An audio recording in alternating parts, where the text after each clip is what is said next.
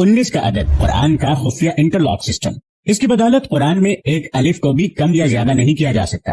آئیے کمپیوٹر کے کچھ ایسے کارناموں کو دیکھیں اور سوچیں کہ زمانہ تو کسی چیز کو ایجاد کر کے اپنا کارنامہ سمجھتا ہے، مگر ان کا ایجاد کردہ کارنامہ خود خدا کی ملکیت اور اس کی بادشاہت کا ثبوت فراہم کرتا ہے. اسی طرح کمپیوٹر کی ایجاد نے بھی خدا کی کتاب کو صرف اسی کی کتاب ہونے کی دلیل پیش کی ہے. مصر کے سائنسدان ڈاکٹر ارشاد خلیفہ نے سالہ سال محنت کی اور ریسرچ و تحقیق کی بنیاد پر الیکٹرانک آلات سے جو نتیجہ اخذ کیا ہے وہ بے انتہا حیرت انگیز ہے. انہوں نے قرآن کریم کی ہر سورہ کے ابجدی اعداد و شمار بھی فراہم کیے ہیں. سورتوں کے حروف، اعراب، آیات وغیرہ کی تعداد نوٹ کر کے لاکھوں کی تعداد میں ڈیٹا کمپیوٹر میں فیڈ کیا اور یہ عمل انہوں نے قرآن کریم کی کل 114 سورتوں پر لاگو کیا تو معلوم ہوا کہ قرآن کریم کے حروف اور سورتوں اور آیات میں ایک گہرا تعلق اور سائنسی رشتہ بسم اللہ الرحمن الرحیم سے ہے. یعنی بسم اللہ الرحمن الرحیم میں کل 4 الفاظ ہیں: اسم، اللہ، الرحمن، الرحیم. ان چاروں الفاظ کو پورے قرآن میں تحقیق کر کے کمپیوٹر میں فیڈ کر دیا اور یہ نتیجہ نکلا کہ لفظ اسم قرآن میں 19 بار آیا ہے، لفظ اللہ قرآن میں 2698 مرتبہ آیا ہے، الرحمن 57 بار آیا ہے، الرحیم 114 بار آیا ہے. ان چاروں الفاظ کی پوری تعداد 19 کے ہندسے سے منقسم ہو جاتی ہے. پورے قرآن میں ان چاروں الفاظ کی تعداد کسی جگہ بھی کم و بیش کر دی جائے تو اس لفظ کی تعداد 19 سے پوری طرح تقسیم نہیں ہوگی اور یہ پتا چل جائے گا کہ کسی نے ان الفاظ کے ساتھ قرآن میں تحریف کرنے کی ناپاک کوشش کی ہے. یعنی یہ ہندسہ 19 قرآنی کمپیوٹری نظام میں ایک انٹرلاک سسٹم ہے جو قرآن کے ان الفاظ میں، ان کی تعداد میں کسی بھی ہیرا پھیری کا پردہ فاش کر دے گا. کسی انسان کے وہم و گمان میں بھی یہ بات نہیں ہوگی کہ ایک ایسی مشین ایجاد ہوگی جو ثبوت پیش کرے گی کہ قرآن جیسی کتاب کو مافوق الفطرت کے علاوہ کوئی تخلیق نہیں کر سکتا. حضرت ابو بکر رضی اللہ عنہ فرماتے ہیں کہ ہر ایک کتاب میں ایک راز ہوتا ہے اور قرآن کریم کا راز وہ حروف مقطعات ہیں جو الگ الگ پڑھے جاتے ہیں،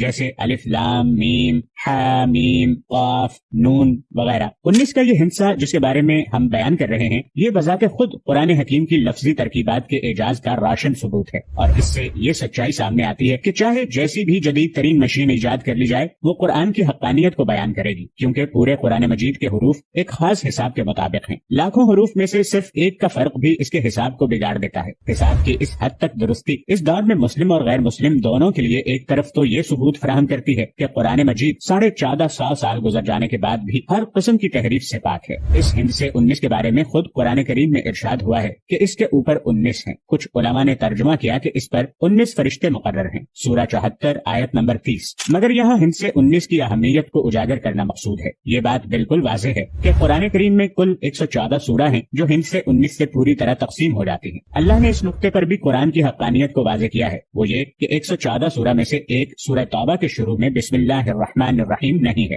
گویا کہ صرف 113 سورتوں کے شروع میں بسم اللہ ہے. مگر یہ 113 تو 19 کے ہندسے سے تقسیم نہیں ہوتا، اس لیے ایک بسم اللہ کا اضافہ سورہ نمل چیپٹر 27 آیت نمبر 30 میں کر کے 19 سے تقسیم ہونے کے لائق بنا دیا. یعنی بسم اللہ کا جو عدد 113 تھا اسے 114 کر دیا تاکہ 19 کے ہندسے سے تقسیم ہو سکے. آج قرآن کے شیدائی اور مخالفین بھی اس سائنس و ٹیکنالوجی کے دور میں مختلف قسم کی سائنسی ریسرچ میں مشغول ہیں اور اس بات کا ریاضی کی مدد سے حساب لگایا جا رہا ہے کہ یہ دیکھا جائے کہ قرآن مجید میں کون کون سے الفاظ، کلمات، حروف اور اعراب کتنی بار آئے ہیں اور کیوں آئے ہیں، ان میں کیا حکمت ہے. مثال کے طور پر یہ بات دریافت کی جا رہی ہے کہ قرآن مجید کی جن صورتوں کے شروع میں حروف مقطعات آئے ہیں ان حروف مقطعات کا ہر حرف اسی صورت میں یا تو 19 بار آیا ہے یا اتنی مرتبہ ضرور آیا ہے کہ وہ نمبر 19 سے پوری طرح تقسیم ہو جائے. مثال کے طور پر قرآن مجید میں ہر جگہ قوم لوط کا استعمال کیا گیا ہے، مگر صرف ایک جگہ بجائے قوم لوط کے اخوان لوط کا استعمال کیا گیا ہے اور یہ استعمال سورہ قاف نمبر 50 آیت نمبر 13 میں کیا گیا ہے. اور لوط کے بھائی اور ایکا والے اور بطا کے قوم نے بھی جھٹلایا. اگر قوم لوط کی جگہ اخوان لوط کا استعمال نہیں ہوتا تو ایک قوم لوط کی زیادتی کی وجہ سے 19 سے تعداد نہیں کرتی. اس طرح خدا نے ہر جگہ الفاظ اور اعراب وغیرہ کو انٹرلاکنگ سسٹم سے جوڑ رکھا ہے، ورنہ سورہ قاف میں حرف قاف کا نمبر 19 سے تقسیم نہ ہو کر 19 کے ہندسے کو بے اثر کر دیتا.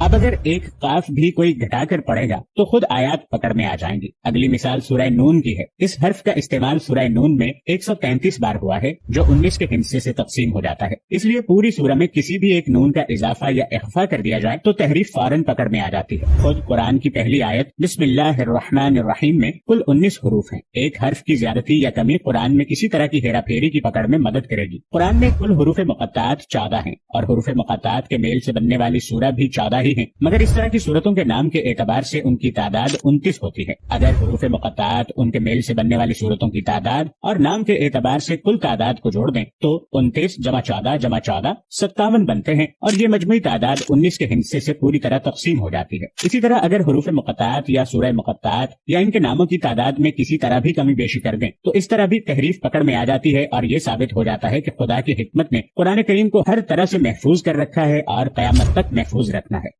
اس سائنس اور ٹیکنالوجی کے دور میں خدا نے یہ موقع دیا کہ آج جس مشین پر آنکھ بند کر کے بھروسہ کیا جاتا ہے وہی مشین قرآن کی حقانیت اور اللہ کی کتاب ہونے کی گواہی دیتی ہے، اور آج کمپیوٹر کا جواب بھی یہی ہے کہ اس میں کوئی تبدیلی ممکن نہیں ہے۔